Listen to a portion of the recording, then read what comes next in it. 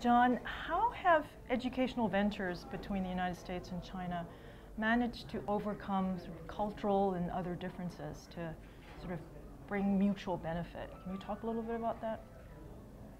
Well, I think there's nothing that overcomes cultural differences better than education.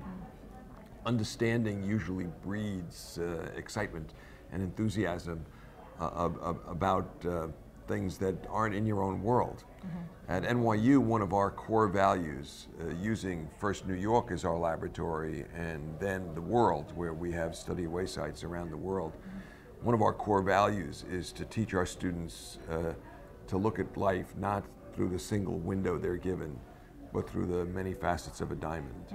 And the more facets you can see, the more you realize the spectacular creation that humankind is.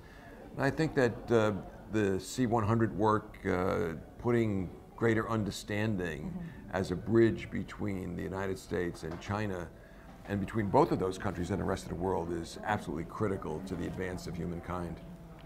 You spoke about NYU's work and its mission.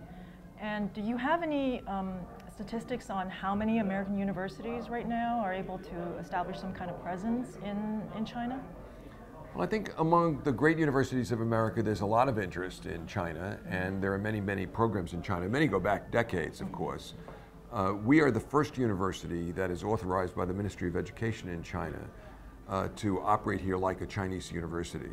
And we're very excited about opening up NYU Shanghai, where we've had a study away site for about 5 or 6 years, but opening it up as a full research university, which will be connected organically to the NYU system, both in New York and Abu Dhabi, the 3 doorways, New York, Abu Dhabi, and now Shanghai, but to our 16 study away sites where students go for a semester. So we like to say at NYU, whether you enter through New York or Abu Dhabi or Shanghai, as you get to each semester, the first thing you have to decide is on what continent are you going to study. And then after that, you can decide in what city on that continent, and then after that, what courses you're going to study in that city. Wow. How big is the program in Shanghai going to be? We're going to open with a liberal arts college and with research institutes and conferences, so that the students that come to the liberal arts college will have the full experience of being in a research university. Some of our Nobel laureates, for example, will be present in the NYU Shanghai campus as it opens. So the students will see the best of idea creation even from the freshman year of their undergraduate education.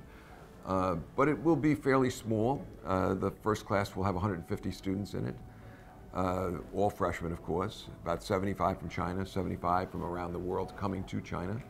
And of course, those 150 students will then go out for 1 or 2 or 3 of their 8 undergraduate semesters to other campuses around the world. I see. But we'll grow when we get to steady state, which will be in a few years. We'll be at about 2,000 undergraduates and about 1,000 graduate students, and a large research component. Fantastic.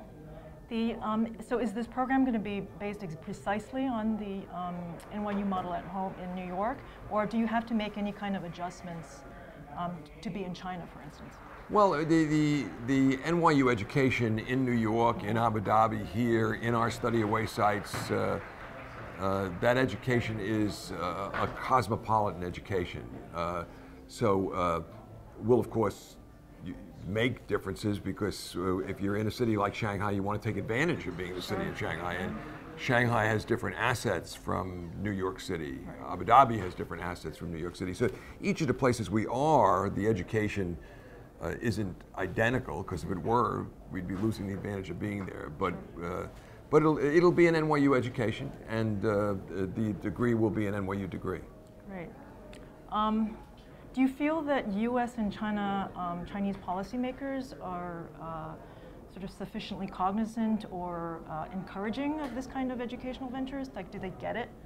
Well, the idea for us doing what we're going to do in NYU Shanghai came from the policymakers here. They came to us and invited us, and they celebrated us when we announced it in March. It's a full partnership with Shanghai and Pudong and with the Ministry of Education nationally. And there was a wonderful event at the State Department in Washington, D.C., where there was a joint Sino-American celebration as part of the friendship agreement, which featured NYU Shanghai. So we have a lot of wind behind our sails from the policymakers. Excellent. Yeah. Well, I wish you the best of luck. Thank you very much. Congratulations. Appreciate and it. Thanks very much for doing this. Terrific, Sharon. Appreciate Thank it. you.